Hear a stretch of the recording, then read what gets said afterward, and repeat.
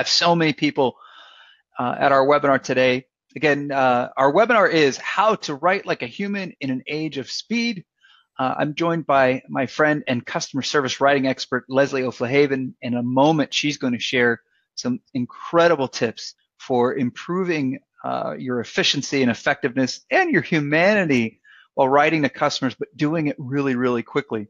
And what I'm going to do is kick us off by sharing just a little bit of research on what our customers are expecting in terms of speed. So let's dive right into it. Our agenda, I'm going to share the results. I kind of just said this. I'm going to share the results. Leslie's going to share then the tactics for dealing with those results, and we'll get to Q&A. But I again want to remind you that if you have questions throughout, use the chat box to send them our way, and we'll pause a few times to respond to things that you share with us. Okay, so I do want to, before I go into the data, I want to know what is your current response time. So hold on just a moment. Okay, polls should be coming up, and the question for you is, how quickly is your organization currently responding to customer emails? So you've got an hour or less, 1 to 4 hours, 5 to 12 hours, more than 12. We don't track that. Oops. I'll give you a few seconds to complete the poll.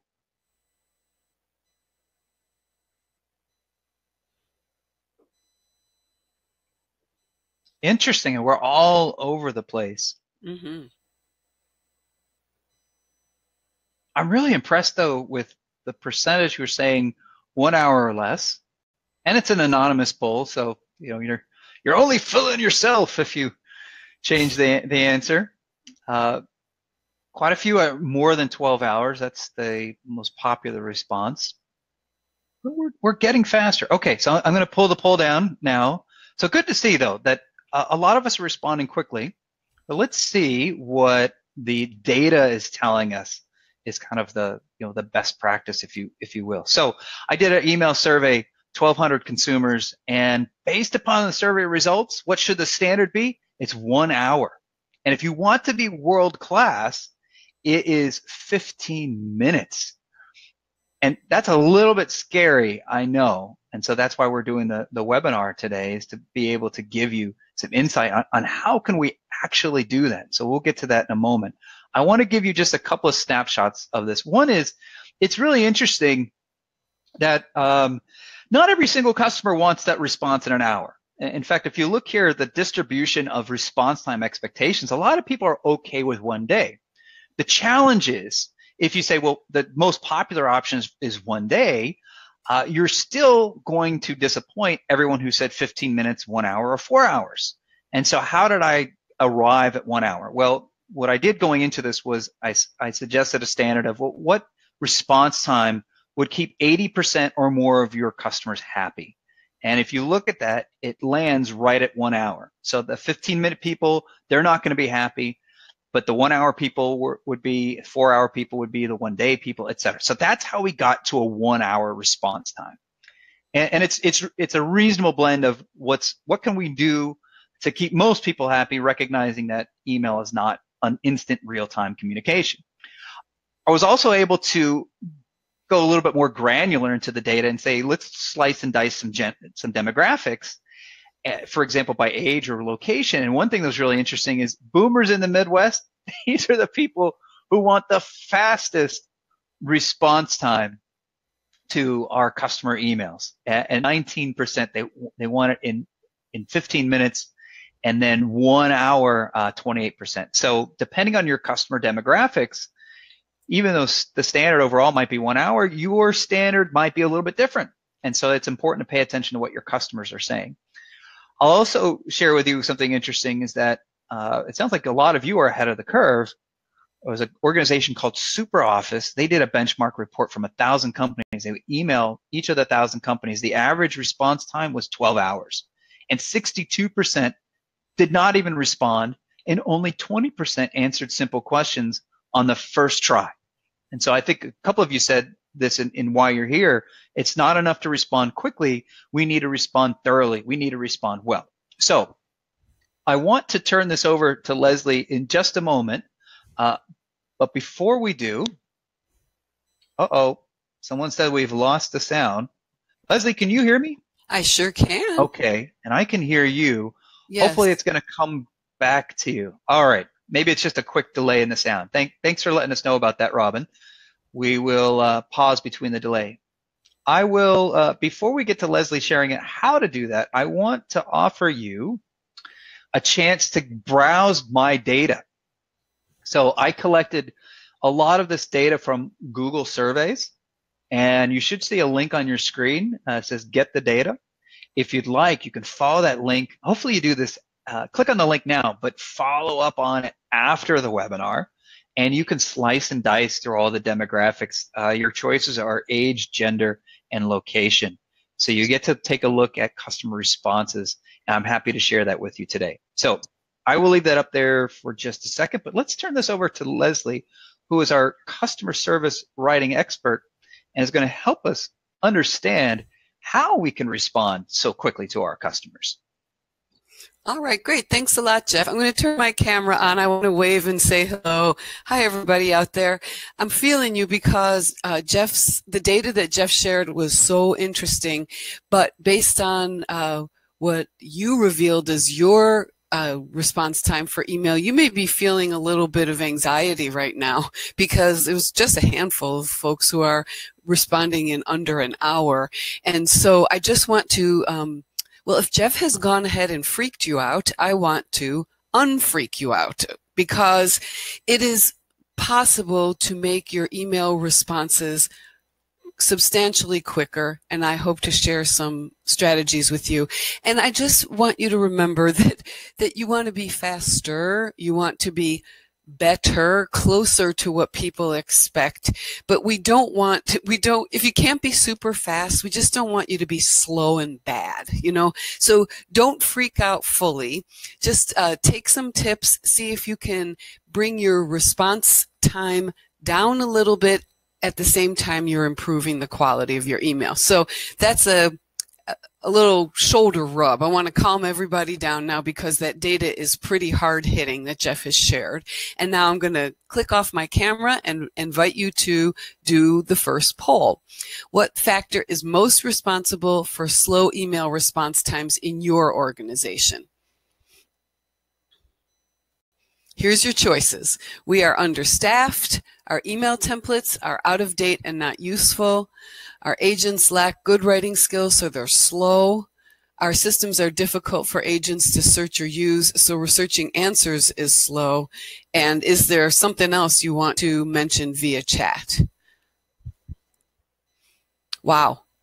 Quickly, we're seeing that not having enough people to do the job is a big issue. For most of you, being understaffed is the biggest issue of all. Well, how interesting. You're not responding. Not too many people are talking about the email templates being a problem. So Leslie, I think we solved this. Just hire more people. All right, great webinar. Right. Let's go get coffee. And by coffee, I mean a cold beer. But actually, Jeff, it's funny. If truly being understaffed is the biggest problem, then at least we know what we need. And that's actually probably pretty reassuring. It's not confusing what we need. Yes.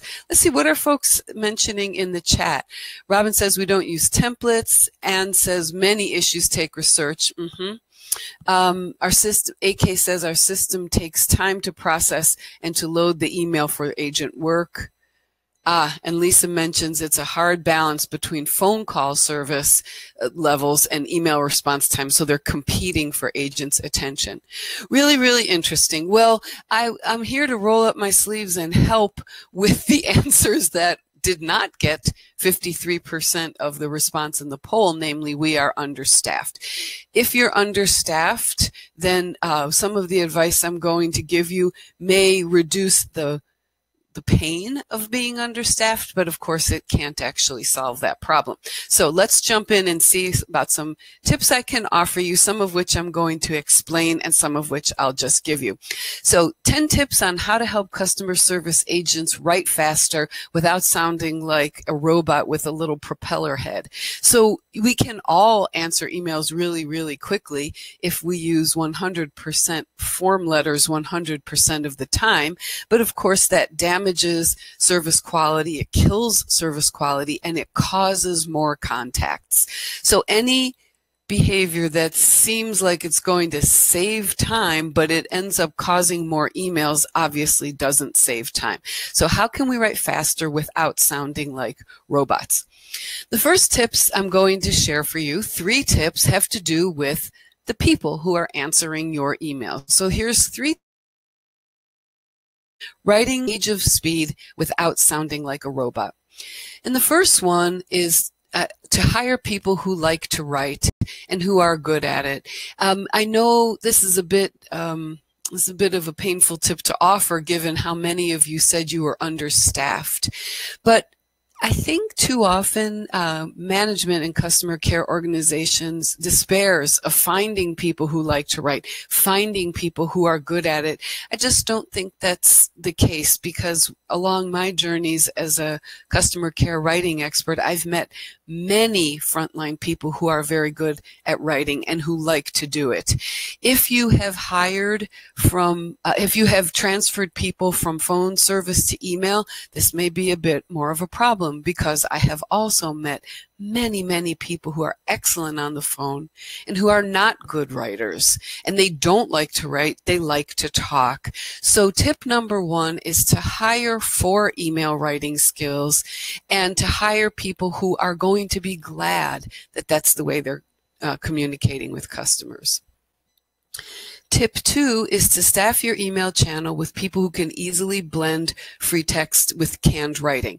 So in your introductory comments, when Jeff was surveying you about what you might like to learn this afternoon, or kind of what brought you here, many of you mentioned, how do we blend free-form writing with canned or templated responses? The skill of being able to blend something you're writing right now into something that's pre-written, this is a high-level writing skill. So in fact, tip 2 fits neatly under tip 1. So if you're going to staff your email channel with people who have this ability to free text and to use a script, of course you'll have to assess them for this skill as you either move them from phone, which has its drawbacks, or hire them afresh. So yes, of course, you want people who can spell correctly. And yes, you do want people who can use punctuation correctly. But those two small picture writing skills can be supported by the software you use, whether you're using the spell check or the grammar check that's built into your CRM, or you're using Grammarly.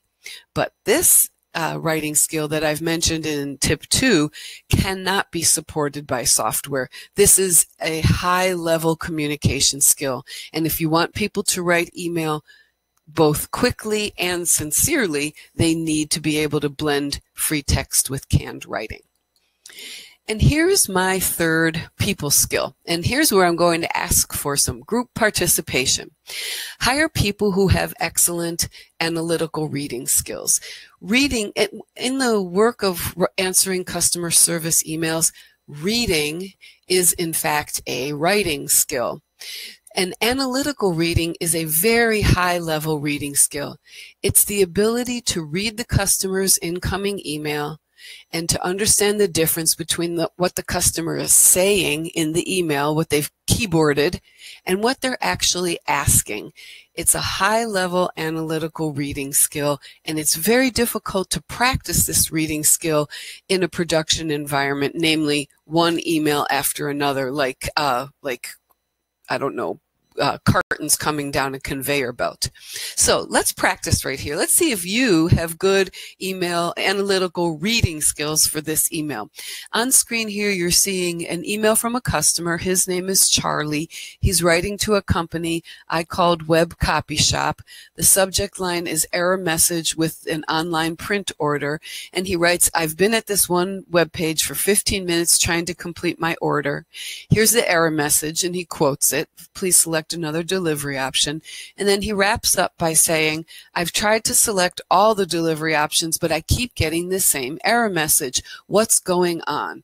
So we see what Charlie is saying. He's written us, let's see, 1, 2, 3, 4, 5 simple sentences. We can see what he's saying, but what is he asking? Can you use your analytical reading skills and chat in with Charlie's questions? I'm watching the chat box, so I'm eager to see what you say. I think Leslie, we have just a bit of a delay here, so we'll see a few seconds pass before we start seeing those chats. But your example here reminds me that customers are notoriously bad at telling their story. And if people if our agents are in a hurry while reading those poorly crafted emails, it's doubly difficult to decipher what people like Charlie want. So this is a fantastic example. And it looks like we're starting to see some of the responses coming in. I see what Megan wrote, but I'm going to be super mean to everybody on this phone call. Please phrase your response in question form.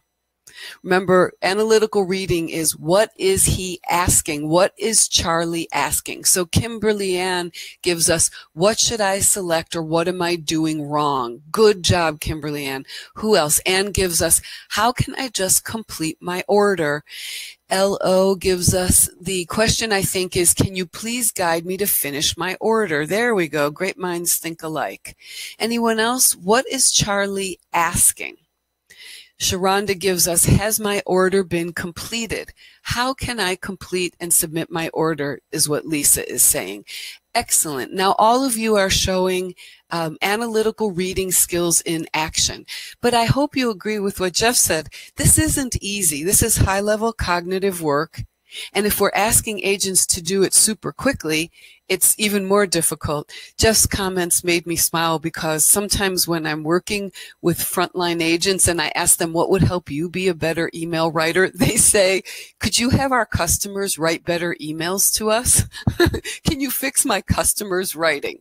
So here's how I would list Charlie's analytical an analytical reading of Charlie's email. I've listed Charlie's questions as I see them in the lower right-hand corner of the screen. Charlie is asking, how do I place my order? Not just what's wrong with this. He doesn't want a little tutorial on what's broken. He wants to know, how do I place my order? Did I make a mistake or is your system broken? And finally, did my order in fact go through? Which he definitely hasn't written that, but many people do have that question in their heads when something malfunctions while they're completing an order.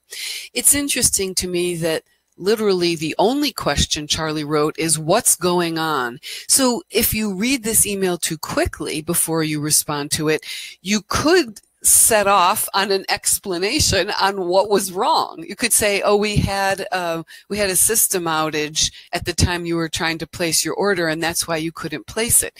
That's not what Charlie's really asking. He might be moderately interested in that info in a passing way, but he wants to know, how can I place my order now, and possibly how can I place my order in the future if this was a temporary problem.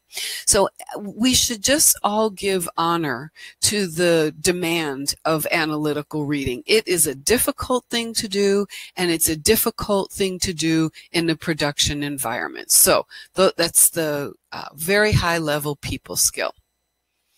All right, I'm ready to go on now to offer you 2 knowledge management tips.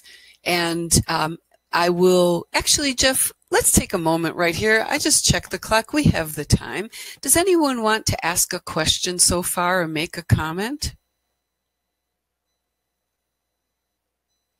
I'll give you a minute if you'd like to chat in with a comment.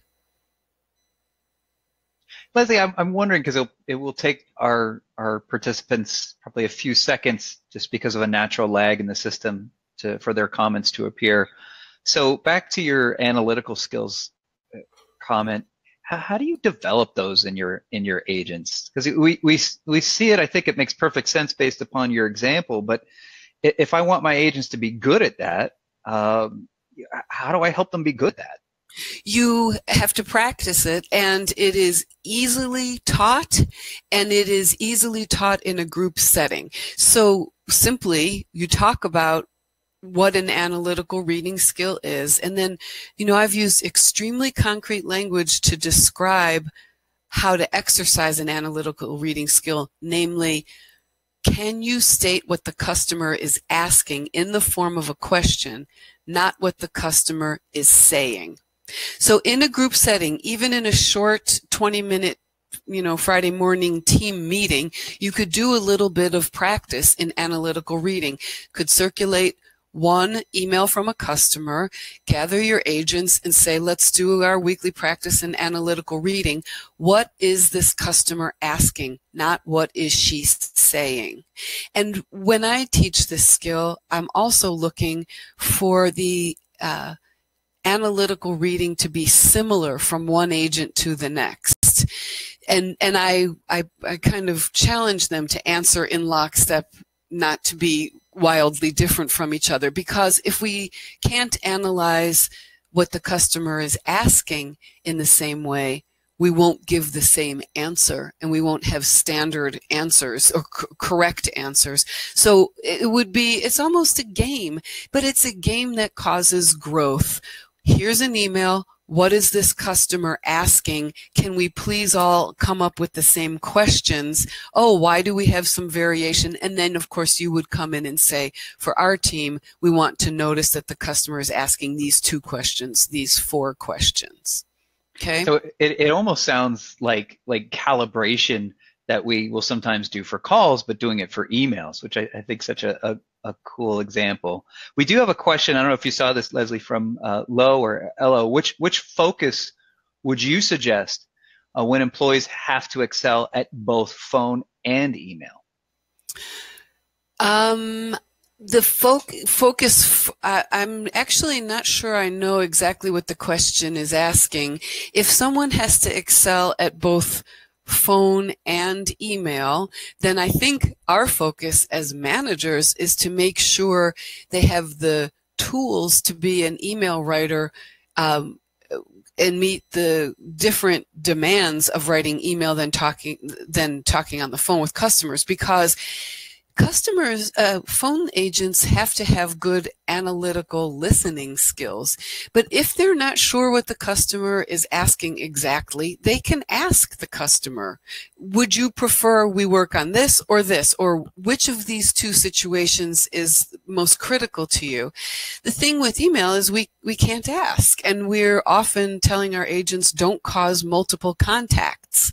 So as managers, we need to equip agents who have to be great in both channels with more email tools than we might have given them. And one will be templates that are easy to customize, software for you to respond to customers that helps correct errors. And I'll show you in a bit how to have the right kind of spell check there. Yeah. So I want to add one thing to that, Leslie, which is the poll that we did earlier suggested a lot of people have agents work on emails in between calls. And in the work that I've done with my clients, that is an analytical killer. In other words, the faster you make your agents move and the more you split their focus, the less analytical they become. And I've seen clients have their agents do one or the other, but not both. And their analytical reading goes way up. Their first contact resolution goes way up, and their productivity actually goes way up as well. So that sometimes is a solution by giving people just a little bit more mind space to be analytical, and then their natural skills come out. Now, I saw we've got one more question from Matt, and it's about screening new hire candidates for analytical skills. I know you probably want to move on to your next tips, but we also have a download on screening candidates. Is that right? Yes, we do. And it is in the offers section, or will be in about 2 more slides. Yes, I'm offering you a download on 9 interview questions to ask to screen somebody for writing skills. Matt's question is slightly different. Thanks, Jeff, for putting that up now.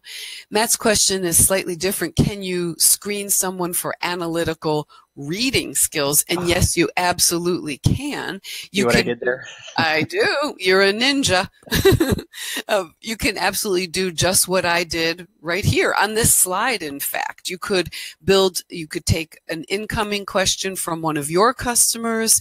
You could coach the applicant, because analytical reading skills is not a commonplace phrase. We shouldn't expect applicants to understand what it means. So you would probably want to demonstrate, here's an incoming email from a customer, here's what the customer is saying in the email, here's how we interpret what he's asking or what she's asking, and then you would ask this agent to do the same series of activities as we've done right here on this slide.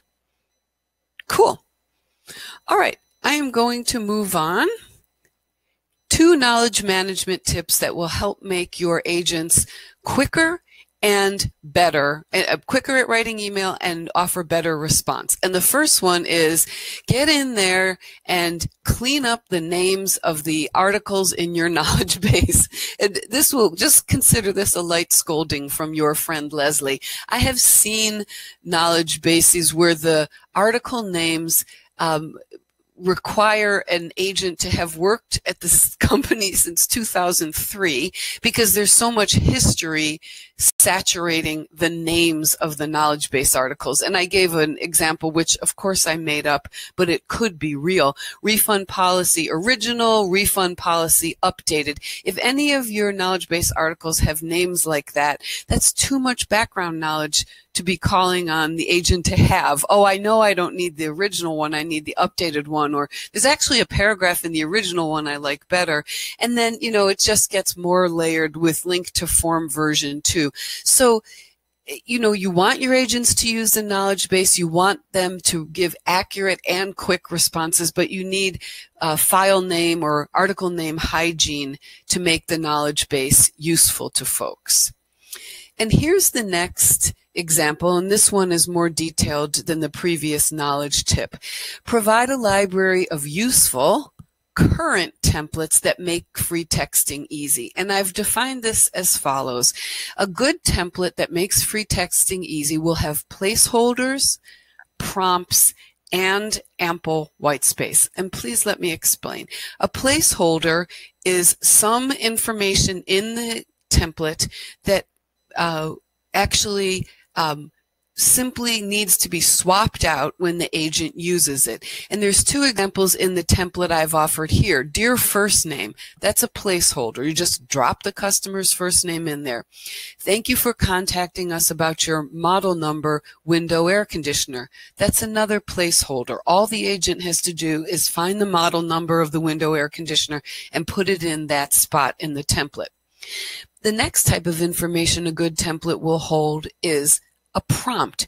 A prompt is a group of words or a phrase that nudges the agent along to free text something, to write something afresh. And the second example in the body of the template here is cleaning the air filter in your window unit monthly should clear up the, and this, now we prompt the agent to paraphrase the customer's problem. So in the customer's email, she may have written, my window air conditioner's dripping all over the floor, or my window air conditioner isn't cooling my living room down, but it was working fine last summer. So we would write, cleaning the air filter in your window unit monthly should clear up the dripping water and lack of cooling power you're having with your window air conditioner or with this air conditioner. So paraphrase the customer's problem just suggests what category of information the agent will write afresh. And then I mentioned white space. And by this I mean an easier to use template and an easier to customize template has short paragraphs, not long ones. And the example in this template is the little paragraph that starts, if the filter has tears or holes in it. Now maybe the customer didn't mention that the filter has tears or holes in it, but the agent knows by the age of this window air conditioner, the filter probably does have tears or holes in it. Or maybe this particular model number air conditioner doesn't have this type of filter. It's easier to remove or edit this paragraph because the paragraph is somewhat shorter and the agent can see it as a separate unit of information more easily than she'd be able to see it if it were blended in big paragraphs. Okay? So good templates have a mix of placeholders in them, prompts, and we have to teach agents to use those prompts, and white space, namely they're built of smaller units. Okay? So there are 2 knowledge tips and 3 people tips, which brings us right along to 2 workflow tips. Leslie, before we go forward, we did have one question from Matt, wondering if you could respond to. Matt was asking about my comment on having team members focusing on email or phone calls. And the question was, what if that is not a possibility? Do we get some benefit if we can just segment out dedicated time, maybe a couple of hours or so of dedicated email time? You have an answer too. I highly recommend this method. If they can't be email only or phone only agents, then give them an email only, phone only blended day so that they're not doing both. What do you think? Well, I think we look at our workforce management, and you don't have to, you're absolutely right, you don't have to have people dedicated all day long. What I see works is your email and phone volume probably does not peak at the same time. And so I can have agents dedicated to emails, and then my queue builds up, and once my queue builds up, then I can have those email agents transfer back over to the phone queue, knock down the phone queue, and as things subside, kind of redirect labor. So you really can manage that throughout the day.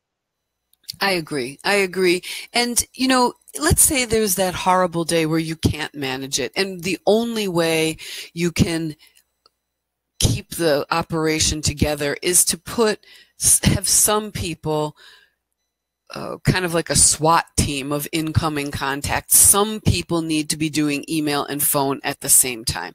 Then, you know, if you have 25 agents, there's probably 6 who can do this without slacking on quality. So, you know, you don't have to make the same decision for everyone who works for you. There can be some people who, you know, the quality goes down so steeply if they're doing phone and email at the same time that you just don't configure their workday that way. And there are a handful of people who can handle it, and you could configure their workday in a blended way on those emergency days when you need to. But, you know, when I was preparing for our webinar today, I was thinking a lot about how if we're trying to answer emails more quickly, the best thing we can do is adopt practices that decrease email volume. And, you know, sometimes that means beefing up your self-service, and sometimes that means, you know, fixing problems with your product. But lots of times we decrease email volume by answering better. You know, by not wantonly causing second contacts. So if you're staffing in a way that people cannot do their best work because they're doing phones and emails at the same time, then you're inadvertently causing some increase in the number of email contacts because the quality of the responses is not as good as it would be. So it's just kind of a little gerbil wheel there, and you'd like to step out. Yeah. So, hey, I saw in the chats that link didn't work properly. That's only embarrassing. And thank you, Jeff, for providing a link that does work. I appreciate it. So, having said that, let's jump into these workflow tips. Here's 2 tips about how to get the emails to the agents. So one tip, and many of you may have tried this before, but one tip would be to route the incoming emails by topic. So individual agents are answering emails that are quite similar. So let's say you're back to the window air conditioners. You're not having them answer questions about two window units that work very differently is mostly the same window unit. The pro there is that they can probably answer more quickly because the incoming emails don't vary much.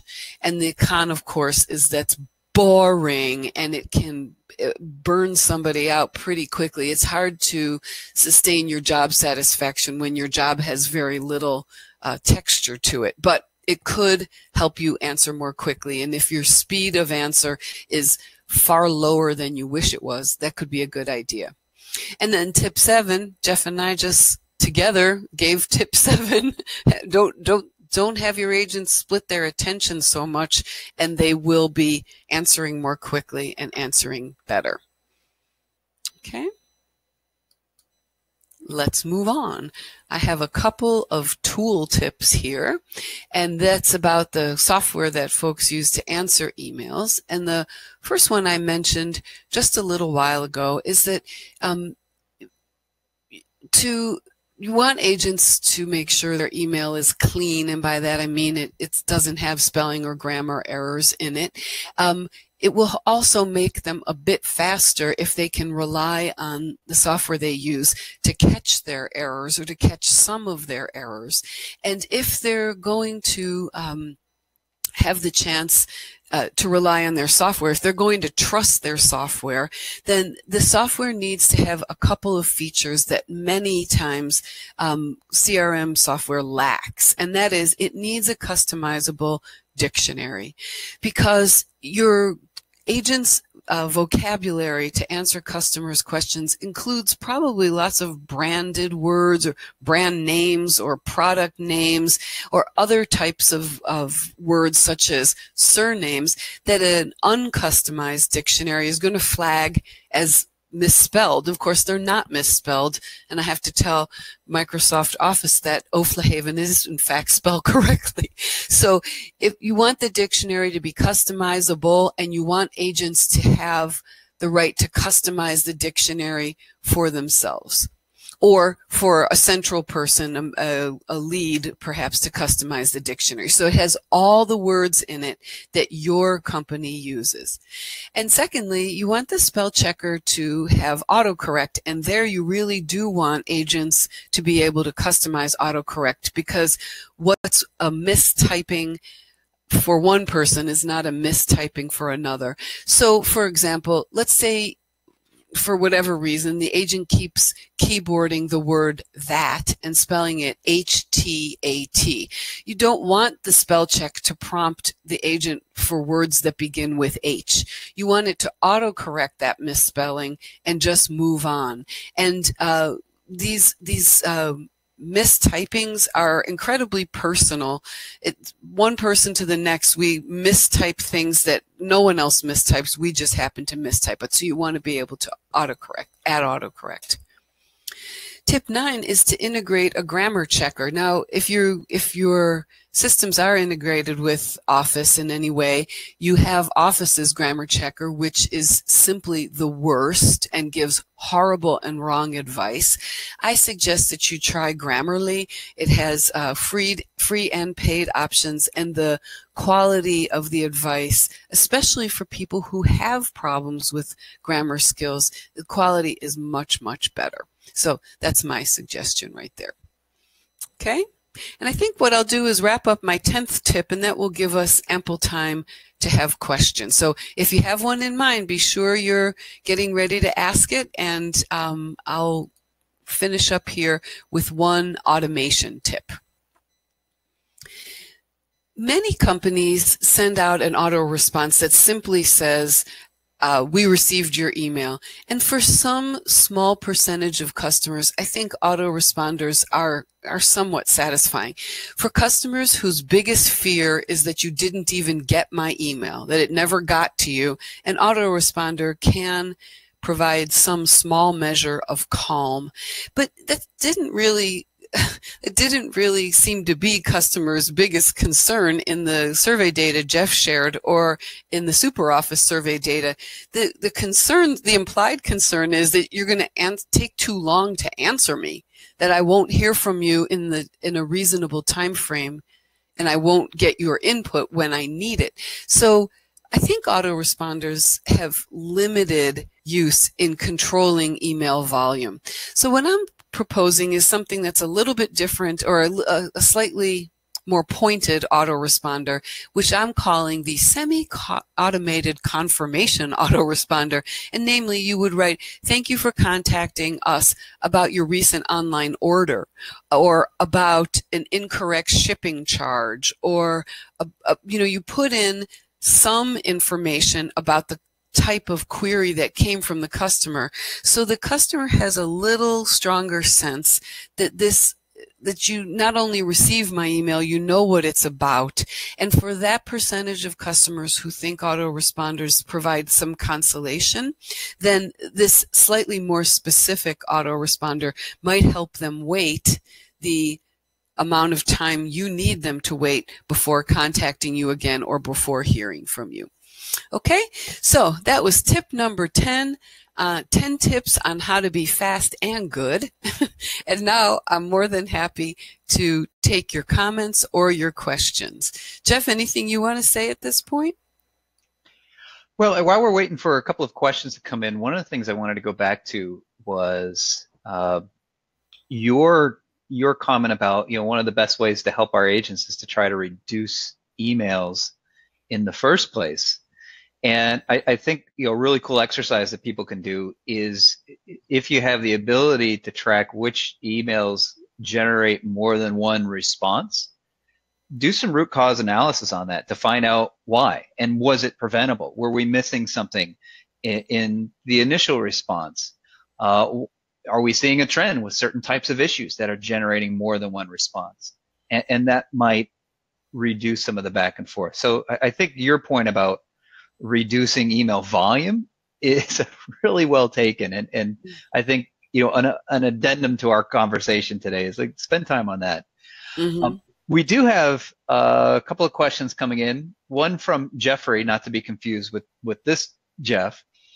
And the question he had, Leslie, and I think this is probably more targeted for you, is how do you, or how should you, structure your day to respond to emails effectively? In a contact center, I'm assuming. Yes. This sounds almost like Jeffrey's asking about an individual, like you or me or himself. But how should we structure an agent's day to respond to emails effectively? Boy, I'm running through my my recent clients whom I've tried to help write better email to customers, and the variation in their work is so great that this is hard to answer in one way. So I'm thinking of some of my clients in the airline industry who their agents are, for post-travel emails, their agents are going to answer about 8 or 9 emails a day. And doesn't that sound incredibly low? And the reason is they have to do so much research to understand what happened, document what happened, track what happened that generated the complaint, that they're really struggling to answer 8 or 9 emails a day. So for those emailers, they often organize their day by choosing those 8 or 9 cases, or receiving those 8 or 9 cases, and then sorting them by cases that will need the workday to get some resolution, and other ones, and so we start those in the morning because we may not answer that customer until 4 p.m. or 5 p.m. and the other ones that don't need the workday, you start those later. So I guess that's a good example for that we can track for agents who answer far more than 8 or 9 emails a day, who may be answering 8 or 9 emails per hour. I think agents should have a good sense of whether they can answer the email without involving other people, or they need to involve other people to answer the email, and budget their time based on that distinction. Can I answer this by myself, and thus I will put it into my workflow for the day, or do I need to involve other people to get the answer to this question, and then I need to I can't ask the warehouse if there's nobody in the warehouse. So that's how I would answer. But Jeff, actually, I don't see that exactly as a writing question, more of a staffing question. I'm interested in what you would say to Jeffrey's question. No, I think you've hit the nail on the head, which is trying to budget from a contact center perspective, is trying to budget the resources to match your volume. There's some research I saw recently that almost every contact center does forecasting for phone, but that number, I'm going to misquote it a little bit, but that number drops to 50% or less when we talk about forecasting for email volume. And I think that's in terms of structuring the day, I think understanding our volume trends is critical to having the right staff in the right place, because I could probably respond faster if I have the right number of people when the email volume's coming in than if I don't. And to your point about some of the research that takes place, there's two things I think that contact center leaders can do there. One is help agents kind of batch tasks. So for example, if you have to do a certain type of research that requires you to go talk to somebody or go somewhere or do something, well, can you put the same agent on 5 different cases that require them to do the same type of research? It speed things up if you have that ability, right? The other thing is try not to answer the same question more than once. And what I mean by that is, once you spend all day doing research on a tricky problem, how do you document that, put that in your knowledge base so the next agent who gets that same issue doesn't have to recreate all of that? And I think a lot of times in contact centers, that's the challenge, is more than one agent has to do all that research because the answer is not well documented. Mm-hmm. Yeah, I think that's very true. And while you were talking about forecasting for email volume and how relatively few companies are doing that, that popped a thought into my head about this idea that email is the channel that can fill in when the other channels are slow, because it's asynchronous and we're not keeping someone on hold on the phone or in a live chat, and we're not pre-built to meet their instant expectations like we do on social.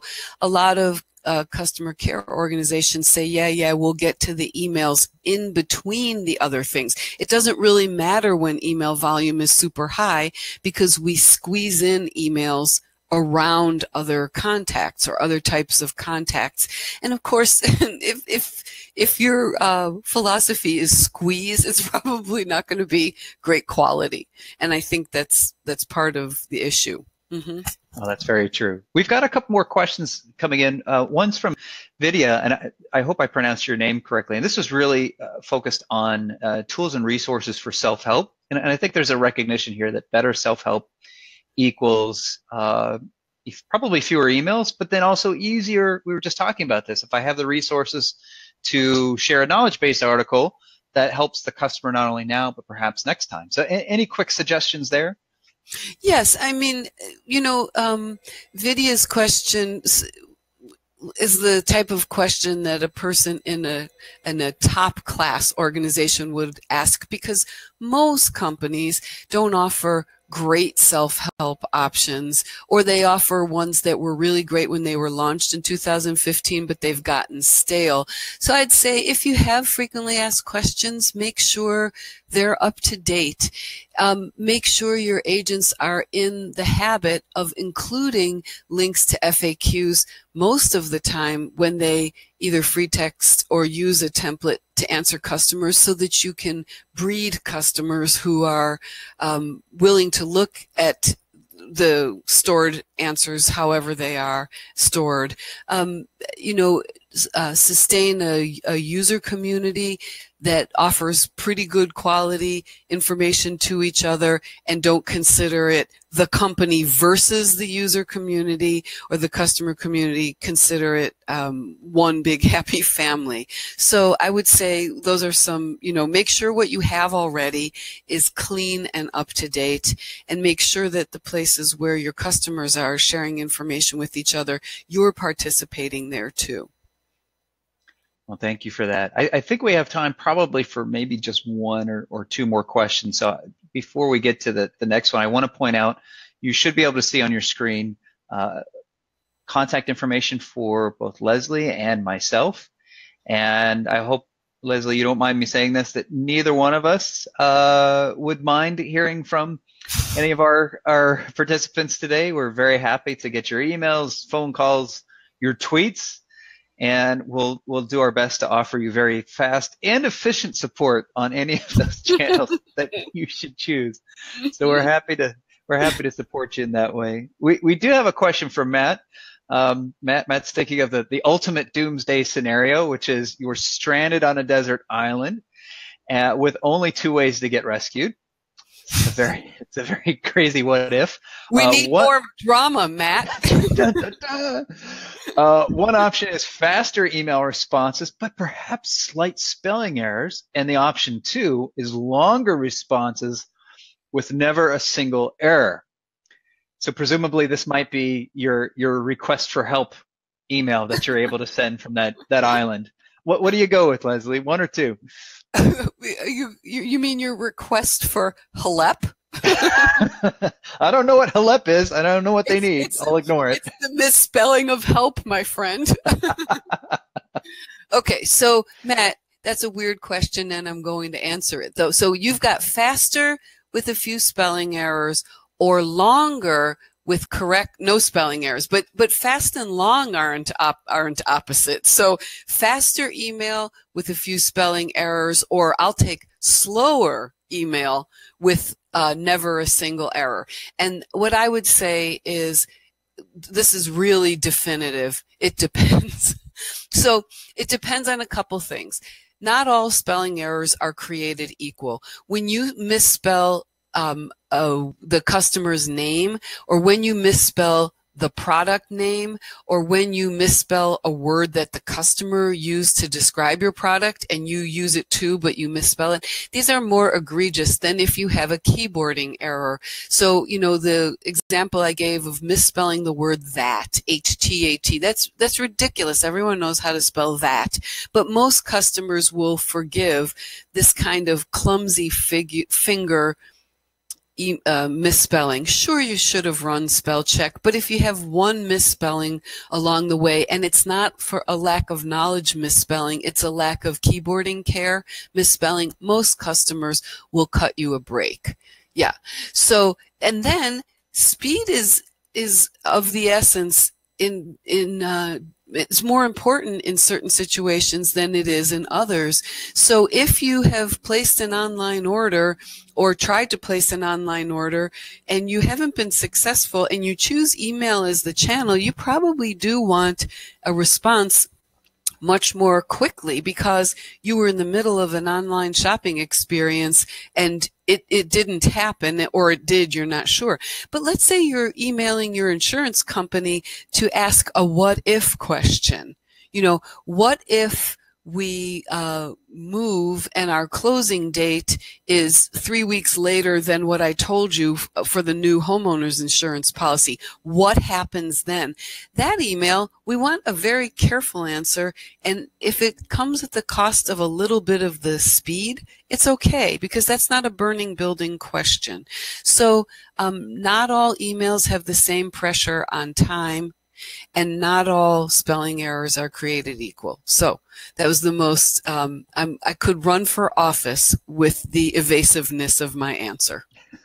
Good stuff. Well, thank you so much, Leslie. I think we're reaching the end of our time here today. So I want to thank everyone for joining in, participating, your answers to the poll questions, your chats, the questions for us. Again, you've got our contact information. In, I think, an hour or so, you will receive an automated email with a link to the replay video of today's webinar, which you're free to view and share whatever you'd like with it.